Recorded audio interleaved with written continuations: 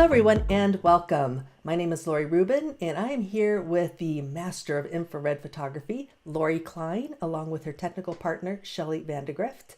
We are really happy that you are joining us today. I know Laurie, I've seen, her work is absolutely fantastic.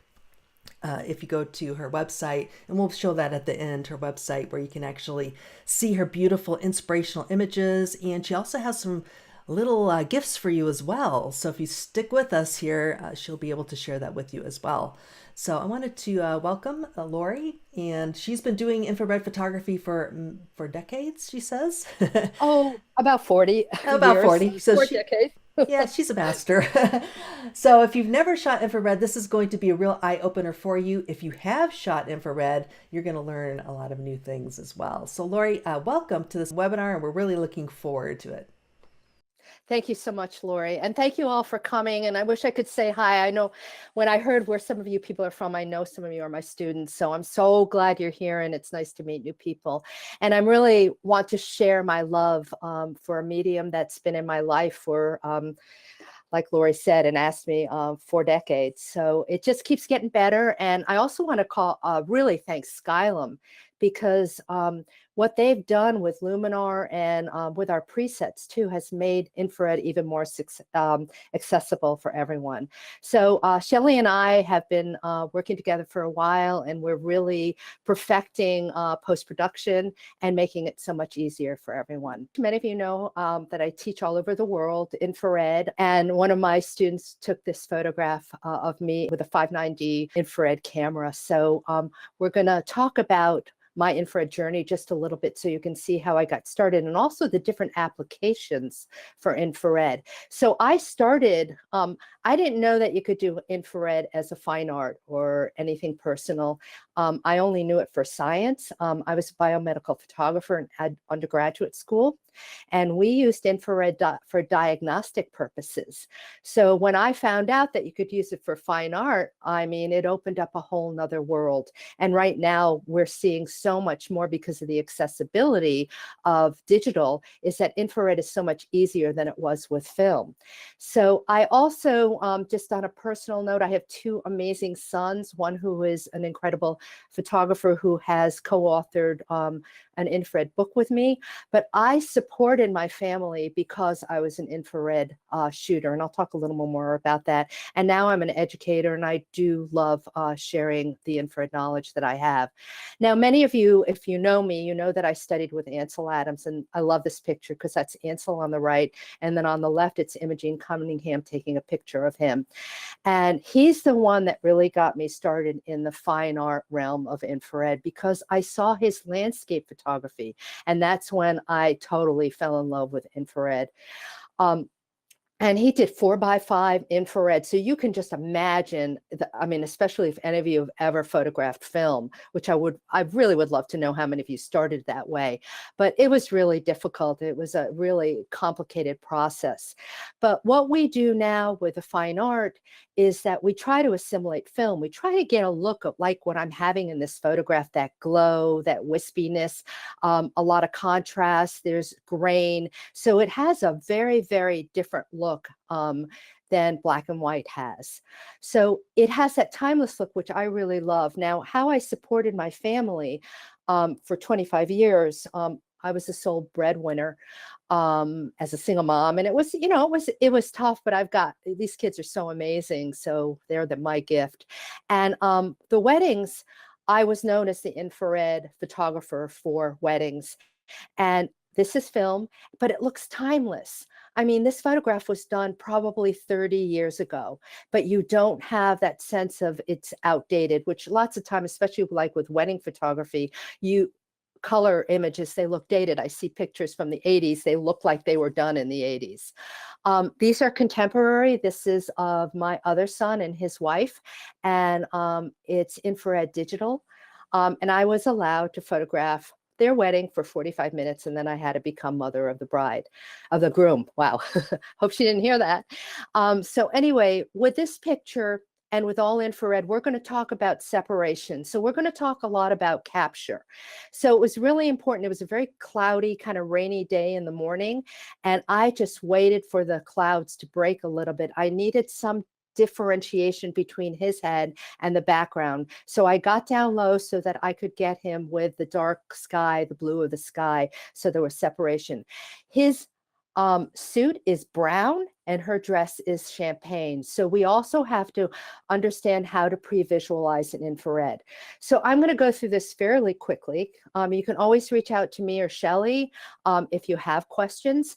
And I do recommend when you do have a camera converted that you use a reputable source. There are a lot of people out there that are now saying that they can do the conversions. You know, make sure, look at their presence, look at their educational presence on infrared on the web. So your choices are, you have to choose what camera brand you're going to use. I find a lot of my students, because especially when they're starting out, they're not 100% sure that infrared is something that they're going to love to do, and they just want to try it out. So my suggestion is to take a camera that's sitting on the shelf, just collecting dust. You know, don't put a lot of money into it. DSLR versus mirrorless, that is personal. Mirrorless, I find a lot of my students want to go with a lighter camera, and there are pros to mirrorless. I actually have 2 DSLR converted cameras and 1 mirrorless that is a full spectrum. So that again is a personal taste. I like DSLR, I'm used to it. The full spectrum is, I have a little point and shoot mirrorless camera that has I can shoot every part of the infrared spectrum. So I use filters. So that's kind of nice. So if I want to be light in gear, I will just carry 1 camera with a full range of filters, and then I can divide it up, and then I can use like with the next bullet is the single spectrum, which is when you convert over a camera, or if you use the full spectrum, those are the different filters you can get, which is the 590 on up to the 850. So the 590, anything below 700, you are seeing into the visible range. Anything above 700 is the infrared range. So the 590 and the 665, if you like the garish colors, like the photograph of me photographing my model, then go with the lower nanometers, the 590 or the 665. You can use the 720 to an extent too, to have that split tone, that channel swap, the other color. So this is a choice you've got to study. I'm going to show you a chart that Shelly and I put together. You'll also see them on websites to see what you want. So my recommendation, if you want a lot of the color in channel swapping, go lower. 850 is really for pure landscape photographers. You'll get no color, and also you will have more contrast, but if you do photograph people, you don't want to use the 850, and I'll explain more later. Some students go with non-converted cameras. I started that way and using filters, but the exposures are very long and you really can't use that for anything else than doing nature and landscape scenes. So this is a conversion comparison. And you can see the super color, the enhanced, standard, and deep, and native. And you're going to see native again when we go into Luminar. That's the color that it comes out when it's captured. The black and white. And you can see as we go down to the deep black and white, how the contrast gets a little stronger. And then onto the channel swapping, as you can see, the 590 has much more color. And the deep black and white, you're basically in, you could do a sepia tone, but basically you are in a black and white mode. So the other thing is that you need to have custom white balance in your camera. Most of the time when you get a camera converted, it will already be custom white balance. And do see that note on the bottom about Nikons though. But if you're doing the full spectrum and using different filters, or for some reason, one of your pictures isn't coming out too well and you're getting like, deep reds, it could be that you will have to reset the white balance. So with the super color and the enhanced, you used a gray card and you use the custom white setting, a custom white balance setting. And then with the 720 and the 850, you can use green grass. So when I'm using full spectrum, I have to bring a little gray card with me, and the grass is always around, so I don't have to worry about that. And then here's another example. So you can see how the contrast increase when we go higher in the infrared spectrum down from the 850. Just for, you can, if you go back and look at this presentation later, you can stop it and really see. But for right now, I would look at the 590 and the 850 because you can really see the dramatic change between the two. And then the nice thing again about a full spectrum camera is that I can filter it so that I can actually shoot color with that camera. Considerations with infrared. There are some drawbacks that you have to be careful of, and that's flare and hotspots. Flare, make sure you have your lens hood with you all the time because the lenses are not coded for infrared. Infrared is an add-on. Digital really didn't come along ever thinking that they were going to have to do or even deal with infrared because it was always with film and there's a whole nother set of accessories that you had to use. Hotspots, there's certain lenses that, and I'm going to show you some examples that just have this hotspot in the middle and you can't get rid of it even in post-production. There are lists that tell you what lenses do have hotspots.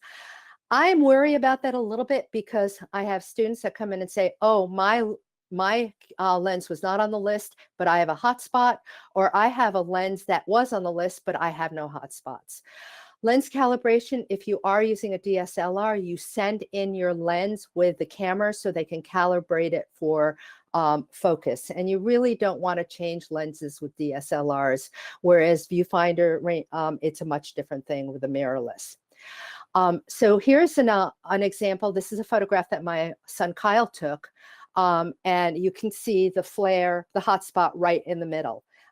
You can't get rid of it. This is a combination of flare and hotspots. In this case, it kind of looks cool, but in a lot of times it just doesn't work. The reason I use this picture is because you see up on the upper right, there's that little kind of triangle. That's my hand. Because I was in Tahoe and forgot to bring my lens hood. So I have to use my hand, which you can do. And oftentimes I use very wide lenses. And the wider the lens, the more flare. And you won't see that. Sometimes you won't even see it in your camera display. So just as a rule of thumb, make sure you've got a lens hood. So camera settings, this is really important with infrared. And again, it's different than your normal camera.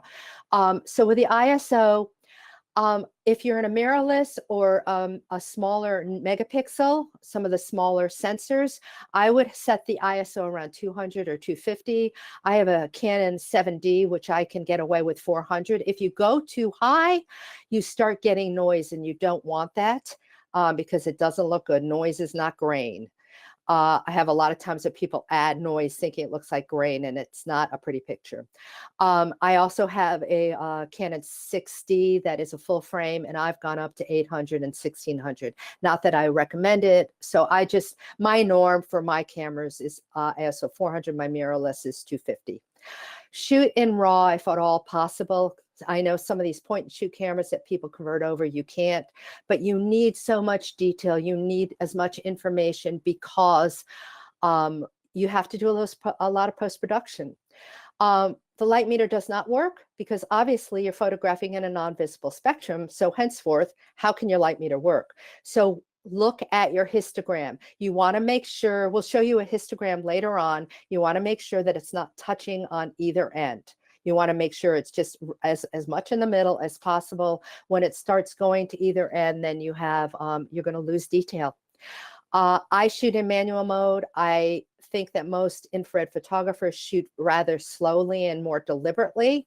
So if you can do manual, it is my recommendation. So I was very lucky with this image. I do teaching in Colorado at a ranch every year. And what's really nice about being way high up in Colorado in the mountains is that you've got no haze and you have a lot of drama. So you really can get a very good histogram. So as you can see, there's details in the shadows and details in the highlights. So pre-visualizing in infrared, I think this is probably the hardest thing to do. So this is my native color coming out with my custom white balance set. This is how it gets captured. When I take it into Luminar, if I want to see what it looks like in black and white, you can see it's rather flat. So this is where we start learning what we have to learn, what we have to add to our photographs in order to make it look like a good infrared image, which is what this is. We've added contrast, we've added grain, we've added some vignetting and a little bit of glow, and we will be going over that a lot more. So eventually you want to be able to pre-visualize, know what the tree is going to look like, what's your sky going to look like that's an upside down heart. And I know that the negative space in infrared comes out even more importantly. So what reflects the most with infrared light? I suggest you doing this, especially if you're new to infrared, is to try doing a photograph in color, maybe black and white too, and then in infrared so you can see the difference. So when I was photographing my model, I knew that the water was going to go dark because there's no reflective light. Now green, the other thing about infrared is it relates to the spectrum.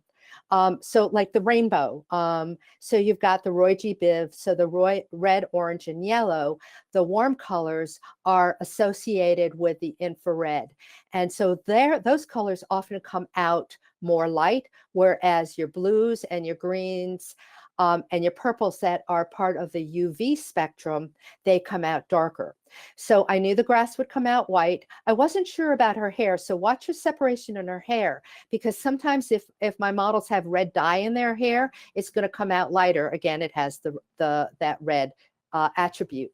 And you can see in black and white, there isn't a lot of separation between the grass and the water and her hair. But look what happens in infrared. I wish I could hear you guys, because a lot of times when people see this picture, there's a gasp because there's such a difference. Also, the light infrared does penetrate a bit through the skin and also just the top layer of the water. That's why we're seeing some of the grass coming through. And this was a little bit longer shutter speed. The more you can understand how this works, the easier photographing in infrared will be. Also, your composition has to change because, all right, with this photograph, like I said, I've done weddings for many, many years. I would have my grooms come in and say, okay, is there anything special that I should wear? And I said, yes, do not wear a tuxedo that has a stripe in it, because look at the stripe down his pants. It's barely noticeable, but his lapel, there, look at the lapel there. Also look at, he shaves his head. So there's a little bit of a 5 o'clock shadow there and also in his beard. So you want to look at that, make note of that when we go to the infrared for the comparison. And also the bush, you're going to lose the flowers, because anything that's green and flower and alive, it's going to go light, some more so than others. So look what happens. We've lost the flowers. We see his 5 o'clock shadow and where he shaves his head. And we also see the stripes. That really, to me, is annoying, but it's something to think about because it's a different material. When I was photographing, this is the first time I'd ever photographed a monkey. I didn't know what it was going to look like. What I was worried about mostly about the infrared was where those branches were going to cut through the monkey, because again, that will change my composition. I kind of knew that the red, his lighter fur, would come out white because it is lighter and also because it's red. But look at how the cap, that black cap on his head, really is more pronounced. Right above to the left of his head, why that is darker is because that branch was dead. So there was no infrared reflective light. This was a fun one because I had no idea. I was wondering what would happen to the parrots. I knew the red would come out white, the blue would come out dark, and I had a feeling that the beaks would really stand out. And the other thing, in the trees, there are succulents, and the succulents have less chlorophyll and they have less reflective light. So look what happens. It's like a whole different world. So you really have to compose your infrared images with a different mindset. It's pre-visualizing. Foliage and highlights. Foliage is what we're after with infrared. The broader the leaf, the more reflective infrared light it is. This was in Connecticut. I live in the Northeast, and it was an overcast day, and I knew I didn't have to have a lot of the sun because it was early spring and everything was blooming and everything was coming to life. So I was really able to get the glow and the amount of infrared light being reflected off the trees. These are conifers. There's a difference between deciduous and non-deciduous. So conifers reflect hardly any infrared light. This was in a blight of these palm trees were having a blight, and those are all dead palm fronds. And so you can see the difference, like they were actually brown, but you can really see the difference in how it looks in infrared. Clouds. Clouds are magnificent in infrared. Sometimes just to have a blank sky is not as interesting with infrared capture. So early morning, late afternoon with the sky sometimes is much more dramatic. Water and reflections, you have to have a lot of still water in order to get good reflections, obviously. And this is Tahoe again, and these are conifers. But the conifers in the light came out lighter than the ones that were in the shade. And Lake Tahoe is extremely deep, plus it is very cold. So I knew it would totally go dark, even at the top where we could have had a little bit of reflection. I really recommend this to my students, is to bracket, because you can't always get details in the shadows and details in the highlights with infrared. And then after you bracket, you can merge them together and you can get an image that has a full, full tonal range. This one, I love this image. This was really tricky for me because I knew I had to take one exposure at least of the clouds and one of the barn so that I could make sure it was in shade. So this is in New Mexico. I teach there every year, and I wanted to make sure I could get details in both. So that's what happened when I merged them together. And one of the things about this too is this is my Ansel Adams influence, is that I waited for a really long time to get that one cloud coming out of the chimney.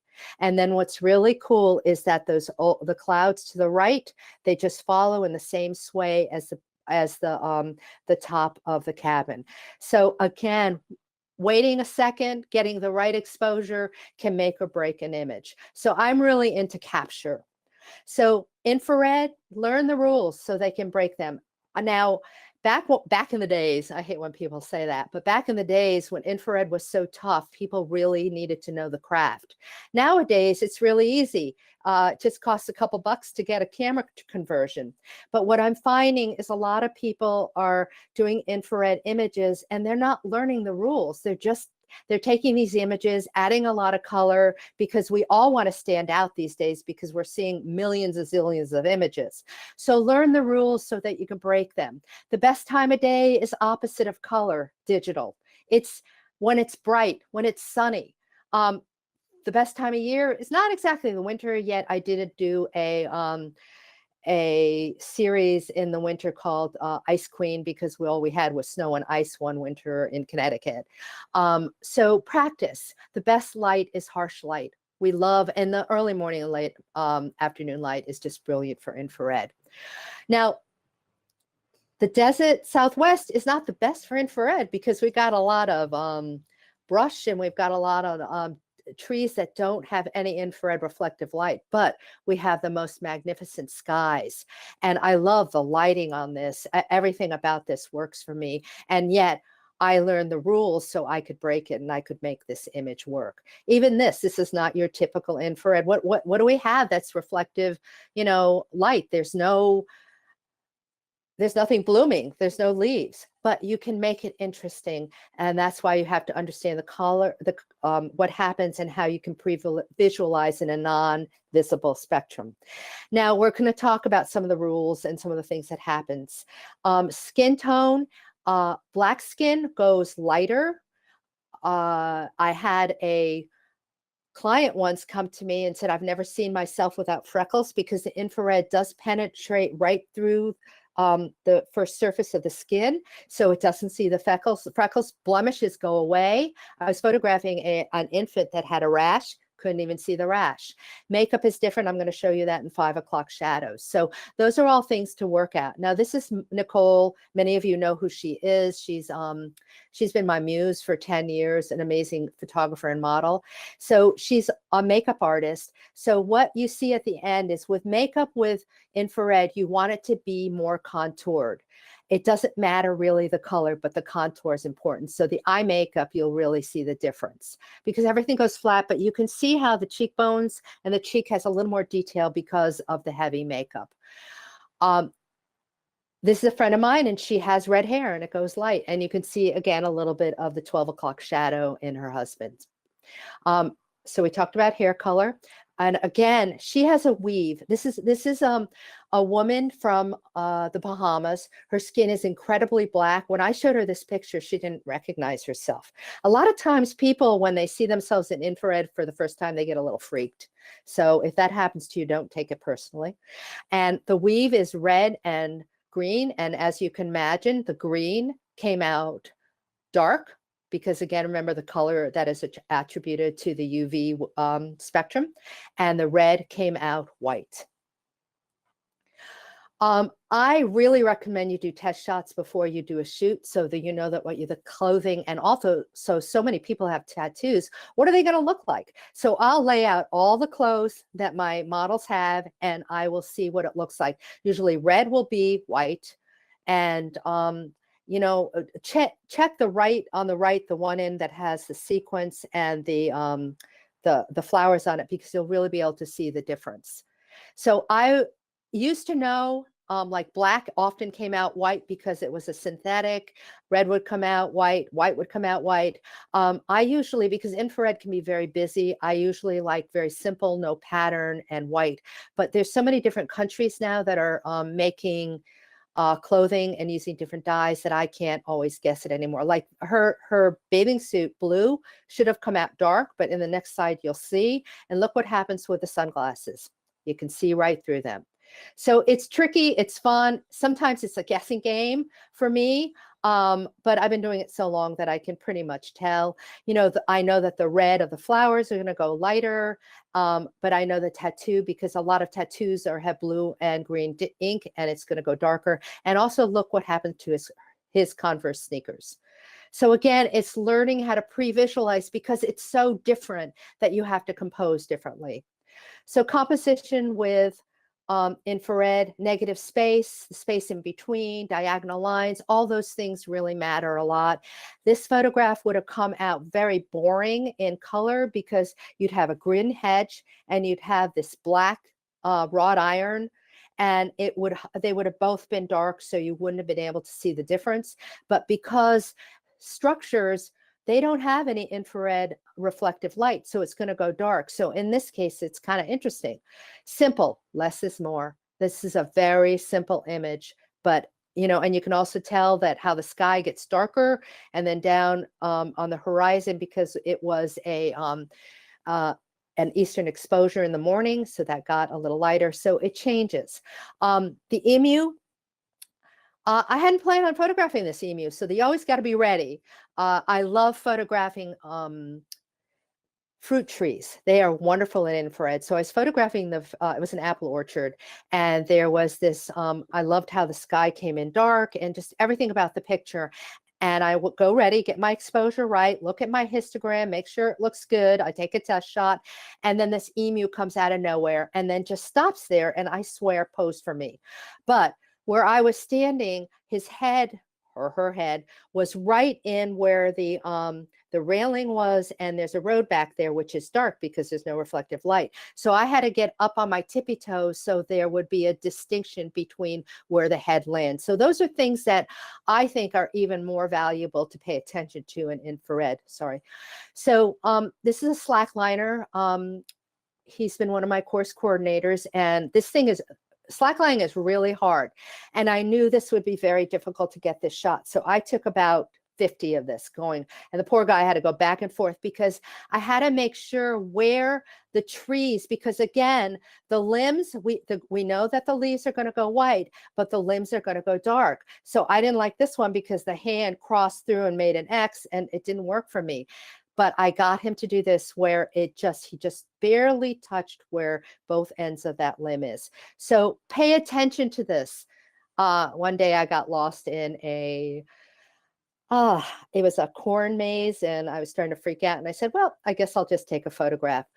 Dark sky in the fall is very typical in the Northeast. And again, the negative space. And if you don't know about negative space, negative positive space, you should look it up, because it's a really, really great tool for infrared. So again, Composition, I had to get down so that I would make sure that Nicole's head was not being broken up by the limbs. So your placement is really, really important as to where you put your models. And the horses, I wanted their heads to be down so there would be more separation, because if they were up a little higher, there are another set of horses back there and you wouldn't be able, it would get too confusing. So again, a lot of times you just need to practice. That's black lipstick. That's the only way you're going to really get lipstick to show. And again, I love photographing animals in infrared. So veins are difficult. Women that are fair skinned are more apt to show veins. Nothing you can do about it. If you had an 850 conversion, it would be even darker. You can go into post-production and you can get rid of it.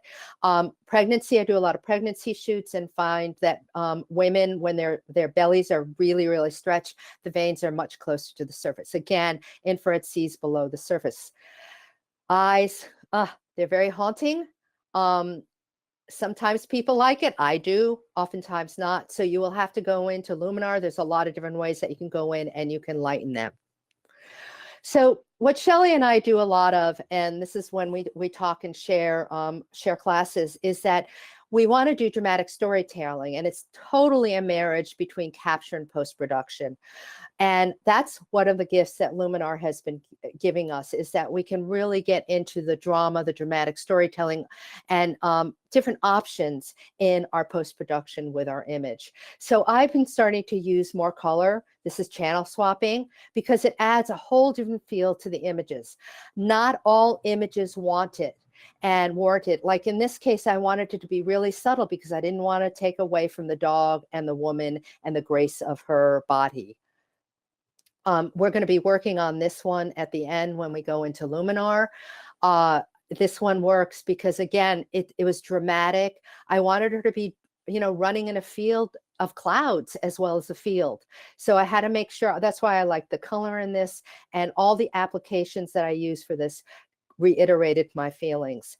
I did a workshop. I took a group to Cuba, and this is one of my most deliberate narratives ever, because in this image, this was back 4 years ago, and the Cubans were so excited about the Americans being there and opening it up so that more Americans could come down. And I'm like, well, you don't always know how American tourists are, and that might not happen.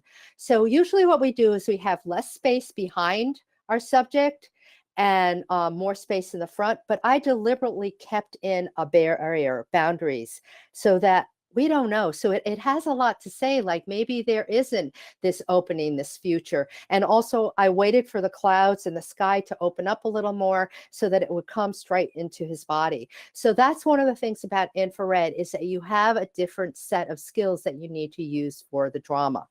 I was just in Budapest recently, and it was a very moving, emotional time for me, because a lot of my ancestors come from there. And this image, I don't understand it yet, but I love it in infrared, and I didn't make it into black and white, which was very unusual. But again, you can see if that wasn't plastic flowers, it wouldn't look like that on her head. We were in a castle in Budapest, and I had some tooling, and I just had my model throw up the tooling probably about 10 times, because I knew it would reflect some light, and yet the back bricks had no light on it. So I knew that was go dark. So again, you need to pre-visualize what your scene's going to look like, because if this was black and white, it would look entirely different. And also sometimes I don't know what I want to do in post-production. I know I got the capture, but maybe I want to split tone it. And you'll probably hear me say this again. Oftentimes I tell my students, and I do this too, is I take one image that I really like, that excites me, and I will do post-production 5 different ways with it. And then I live with it to see what I like. And sometimes we don't need any post-production, and sometimes, like in this photograph, it needed a lot. Infrared post-processing. So as we talked about before, is we need custom white balance in capture. But we also need it in post, in post. So the built-in white balance range is in the processing software. Now, it only covers the visible spectrum. So you need to have a profile in your software, and Luminar now has it, which is really wonderful. And when we do the custom camera profile, it will expand that white balance range. So if you want a PDF on how to create a custom white balance for your camera profile, contact us at workshops@laurieklein.com and to put it to the attention of Shelly, and she'll help you. And this is, you can see how the workspace looks, and you can see over here, you can see the profile that has been added. And down here, this is her camera, which is a GH4 IR. So infrared workflow, this is something that you need to have on all of your pictures. You need to catalog it, which you put it into your computer, and whether you use Lightroom, Bridge, or Elements, and then the correct white balance, you can do that in Luminar, Adobe, or Lightroom. Determine color treatment, that's whether you want to do black and white, native color from the camera, or the false color, which is the split toning, or when you're getting those really channel swapped colors. Luminar for global adjustments is wonderful. We use all of those different places, those things. We use the adjustment, the contrast, the sharpness, and the noise reduction. And then we add the glamour, glow, and vignetting. That's what we need in all of our pictures to make it look like infrared. Sometimes I have students show me, especially pictures from the 590 conversion, and they haven't done anything. It doesn't even look like an infrared image. And then make a local adjustments. That's the last thing you do. You remove artifacts, you enhance local differences, and you add your style. This is what we're going to be moving into momentarily, and this is what your Luminar is going to look like. You loaded your image in, and the bottom is the presets, and on the right side is your filter workspace. And again, which is really wonderful, we're still working off our histograms all the time. So we can do a manual workflow, and that's applying your custom camera profile, adjust your white balance, and then the infrared mastery set. Presets, and there you can start from scratch, or the presets are not using it from scratch. But again, we want to start with a manual global adjustments, and we go into the treatment, color treatment. So in this case, I wanted to use the channel swapping because I thought it would add to the emotions of this image. And then we go to the tone adjustment, which is contrast, the highlights and shadows, the whites, blacks, and the exposures. These are what good histograms look like. We can always make it longer. This is a good histogram. We don't want it touching, especially with infrared. If your highlights get blown out, you're losing the impact of an infrared image. And then we want to add clarity, noise reduction, sharpening, and vignetting. I know I'm going fast through this, but I want to get onto our workspace. And then manual, again, we remove minimal distractions, adjust local contrast, add the infrared glow. We need to have the glow to really make it look like infrared, and the normalize the eye like I showed you before. So I do have two books. The book that I did with my son Kyle, it is not in print anymore, but you can get it on Kindle. It really goes into the history of infrared and to a real lot of technical details. I have a couple of books still left here, so if you're interested, let me know, and I can, if I still have them, you can purchase them from me.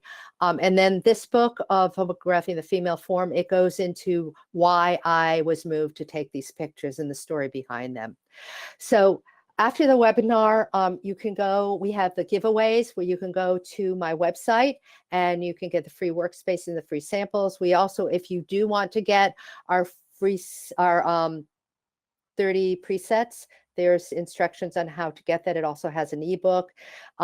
Shelly and I do private instructions, and we do a lot of photo tours and workshops. So now I'm going to go into our workspace. So I've opened up Luminar 2018, and I thought I would start with that image that you already saw. Now, what happens is we're just going to go into after, right? We can go into before and after, so we can always see how the picture looks when you put it in with a native color and what has happened to anything that we do with it afterwards. So here are our presets down here. Whoops.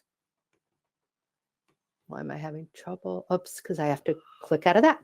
So these are the presets that Shelly and I have developed, and you will notice that a few of them are starred because they're the ones that I use the most, and it looks like they're not on this edition. So you can start seeing what happens when we start adding different things to it. Like we've got the glamour glow that you can see. And over here are our contrasts, our radiance. They're all the presets. They're all the filters that are built into our presets. So the nice thing about these two is that you have this slider that you can move back and forth. So if you don't want it to be so heavy, or sometimes I like to have a little bit of sepia toning, and I like the black and white. So you can just go back and forth to see what it is that you like. And again, if you like that preset, just star it. And there's lots of different ones to play with that you might, you might like the stronger glow. You can also change it manually if you want. Here's the sepia toning. We're going to stick to the black and white with this one. In the next image, we'll go into the channel swapping. Again, it's personal taste. This image works really good, I think, no matter what you use, because the composition works. This is kind of fun too. We can go back to, this is one of my most fun. And again, I know that's not such a word as most fun, but anyway, so let's say we're just going to use this for now. So if you notice over here, sometimes I try to get everything in my picture for one or two reasons: composition and content. That should not be there. So I have to get rid of it. So what I'll do, one of the wonderful things about Luminar is that I can add another filter, and I have to see if I can. Unfortunately, my bar is in the way. Okay, I may have trouble doing that.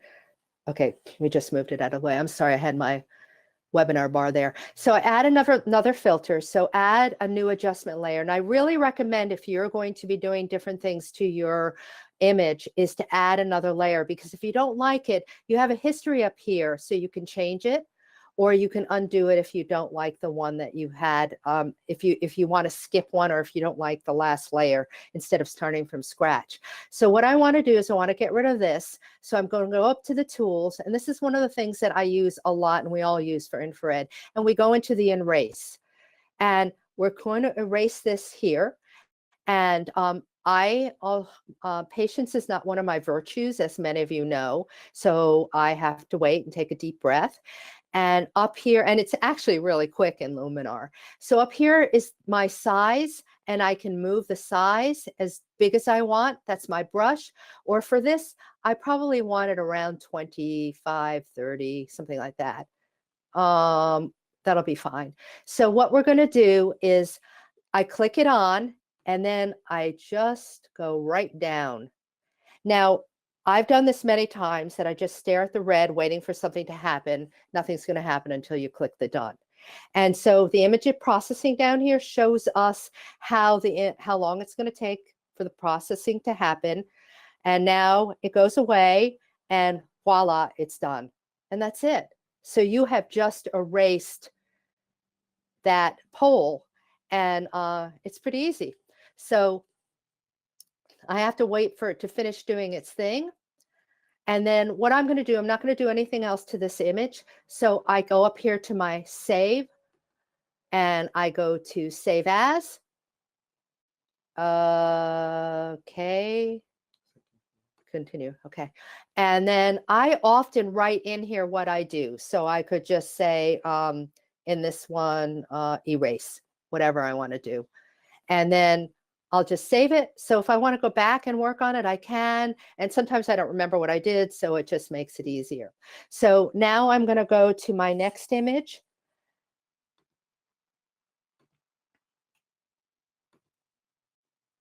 And this one is going to be another quick one, because I just thought this was really cool. I was photographing with my son, Kyle, and these flowers, I didn't know, again, sometimes I don't know how it's going to look with the 710, 720. And so I wanted to, I didn't know if I wanted to do it in color or black and white. I liked how it came out native. And so when I put it in Skylum, I said, oh, I'm going to take and put color in it. And then I started looking like, wow, I really like it. I really like the high key. Look at how beautiful it is, and how the texture is just amazing. But then I started going down to my channel swapping, and I'm like, whoa, pretty much liking that. And then when I go into the stronger one, I'm like, oh, I'm liking that even more. So again, I could tone back on it a little bit, or I could play with it. Now, one of the things that I want to show you is over here, let's get this back up, is that when we change our filters. Now, our filters, we built these presets. So if you notice, let's go to split toning because this is a real good one. So here's vignetting, soft glow. Let's just do that because that's here. Look what happens when we start changing. Our whole workstation changes because there's different filters that are brought in there. So you can go in, like, let's say I like the basic channel swap. But what I want to do is I want to lighten it just a little bit. So I can go back in. I can work on this layer. I can do it on another layer. I look at my histogram. It looks pretty good, but I want to lighten it just a tad. So I can do that. And then I like the vignetting. I don't really like this. I'm not going to spend time to show you again how to get rid of the erase, but I may want to add just a little more vignette. And remember, one of the things that we add after the global adjustment is the vignetting. And I always recommend with sliders is you always go too far. Now, I never like white vignetting because we go to the lightest part of the picture. So what we want to do is we want to go to the middle, which is where the image is. And with the whites there, it takes your eye away. So if you go over this way, that's way too dark. So I'm just going to go someplace in the middle. I like that. And then I can change my size too. I can make it more, a bigger range or even a smaller range. So it gives you everything you need. It's just fun. Sometimes if I just don't know what to do and I have some free time, instead of watching TV, I just will take one image and play with different things in Luminar.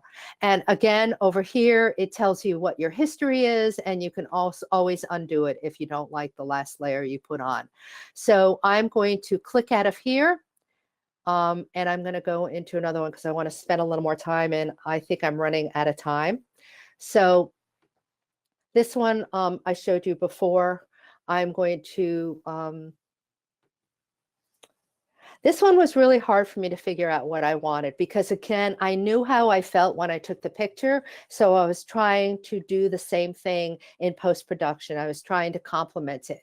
So I'll sometimes just go through everything. And as I go through it, I'll say, okay, what I like about this and what I don't like. I like the glow, but I think it's a little too heavy.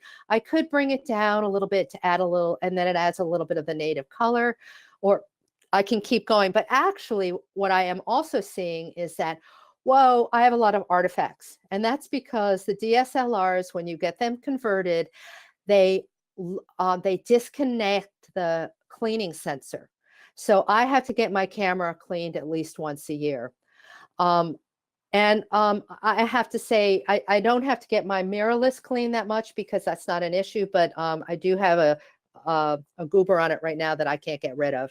So maybe I try with the channel swapping on here. That's kind of cool, but it's a little flat for me. So maybe I go, that's too much glow. So why don't we go to the stylized? Again, it's something that I like using and I'm familiar with. This one to me is a little bit heavy, but we could try it. But you know what? I think we're going to go to one because I want to do we'll do a little changing. We'll change the exposure a little bit, see how that is. And then let's reduce. Okay, so these are the filters we use: the tone, the clarity, the advanced contrast. Remember, we talked about how important that is. The image radiance and the Orton effect are what makes up our glow. Now, if you wanted to add a filter and just do it on your own, all of the filters are here. So when I want to go and dodge and burn, I use one of the filters from over here. So you can create your own filter choices, and you can also save a filter preset and make your own. So, and then we've got the sharpening again. We may want to have a little more sharpening, so we just move that along. And then the split toning, and then the vignetting, which I showed you before. So this is your workspace. So for this photograph, let's show you how to do, okay, adjustment layer. So I want to add another adjustment layer. And what is brilliant about this is, let's say I want to add a little more sepia tone to this image. So I go into the sepia tone, I add that. Now I have the slider here so I can move this back and forth. But what I love is up here. This is blending modes. So we can drop this down and we can go through them. We can go to multiply. The one that I use the most is luminosity. So I click that on. Then I can go back up to opacity and I can move my slider around a little bit and get to where I want. And as you can see, I only used, I think right there is really nice. It added a little sepia toning, and it has even more of a glow to it. But let's say we want to add one more filter, because I'm not loving how my eye is going down here, because again, you're leading the viewer's eye. And you know, everything needs to be in your picture for one or two reasons. It's composition and content. So what we would do is burn this. So what I do is I go add a filter, I go into tone, and then I go, move this up again. I go in, sorry. Then I go into my brush and I go into the brush right here. And then what I want to do is I want to go to a -5 in the, if I'm going to burn, I'm going to go to a -5. And then what I'm going to do, close enough, and then I'm going to go into my brush. Now the brush size is different than how we did it with the erase, is we use the bracket tools. We do shift, command bracket. Oh, that's how you change it. Sorry about that. You just hit the bracket. It was just slow. And then you can get the size of the brush. You use the left bracket for small and you use the right bracket to make it a little bigger. And then what I'm going to do is I'm just going to just briefly go in here and burn that. And so then we can go, it'll be a little bit darker. We can double click this so it goes back to 0. Oops. And so if we move this up, you can see what I did, or if I move it down, you can see the results. So I know I'm running out of time. The only other thing I would do with this is I'd go back into the erase and get rid of all the goobers there, the artifacts. And then you would save the image, or if there's anything else that you want to do with it, you can. The last thing that I would probably do is fix my histogram a little bit and get rid of some of the white. So Laurie, I know I talked way too long, so I guess I'll give it back to you. Fantastic presentation, by the way. Really, really awesome. Oh, thank you. Thanks. We do have a few questions, so we'll take a few. And any others, I know that I posted Laurie's email address. Somebody was asking about sharing your custom camera profiles. Is that possible? Shelley, you on? Yeah, we could. Unfortunately, it's pretty unique to your camera, absolutely to your camera model, and sometimes to the individual camera. So it's better that you create your own, and it's not a terribly difficult process, but we'd be happy to share the PDF on how to do it. Great. And Frank was asking, what about the beach? How does it react to infrared? Like sand. The beach? Yeah. Oh, well, the beach is going to come out light. Beach is really contrasty with infrared. It can be very fun. But, you know, think again of the terms. It's a warm tone, so it's going to come out white. I'm not sure exactly what he's asking, if he's asking for what tonality it'll come out. There isn't a lot of infrared foliage or reflective surfaces. The water's going to go dark. It can be really cool late in the day. I did a photograph on the West Coast, and I did the channel swapping, and the water did come out blue. Okay. So if you're doing black and white, it's going to look different than color. Yeah. Okay, and then there's a question about, does the heat or cold of the day affect infrared photo output? Oh, yeah. Okay. Yep. So one of the challenges in the fall, because I do a lot of portrait commercial sittings, is that if I have a shadow, because the shadow it can be 10 degrees. Okay, remember I live in New England. The shadows of a tree or of a building can be 10 degrees cooler than that of direct light. So if somebody is standing, let's say half their body's in the shadow and half is in the light, you're going to get almost a 2-stop difference in aperture difference, if we can talk about it that way. So their face is going to be really dark if you get the foliage right or the ground right, and vice versa if you go the other way around. So you have to be very careful of that when we get a real shift in temperatures like that. In the winter, yes, your exposures will be longer because there is absolutely no infrared reflective light in Connecticut. Again, in the desert Southwest, it's a whole different thing. Fantastic. Jerry made a comment. She said, Laurie did our engagement and some wedding day shots. We absolutely adore them and get compliments all the time. So I thought that was nice to share. Thank you so much. Hi. Thank you. Very good. And then Laurie, you were talking about, doing bracketed images and then, basically doing HDR, high dynamic range, which is really, really interesting. Do you use Aurora at all? Yes, use it? okay, absolutely. Great. Aurora, actually, sometimes I go back and forth with Aurora. I'm sorry, I forgot to mention that before. But Aurora is wonderful too. It's wonderful for the bracketing. And it's also, if you want to sometimes just add a little more contrast really quickly, I'll go into Aurora. But definitely use Aurora for bracketing. There's a question about infrared and street photography. Do you ever do that? Would you recommend doing street photography? I would recommend it if you really understand how infrared works, because it's difficult, because oftentimes with streets, you've got buildings, which absorbs in a lot of ways infrared light, so it goes darker. So your exposures will be much slower. Your shutter speeds will probably be slower, but they can be very interesting. You can get people's glasses. I'm seeing more and more street photography done that way. You just have to be willing to, experiment, and the images are not always, they're interesting, but you can do it. Okay. I don't know that really, try it. If it's in your toolbox, I did it when I was in Cuba, and it was fun. Great. Yeah. Fantastic.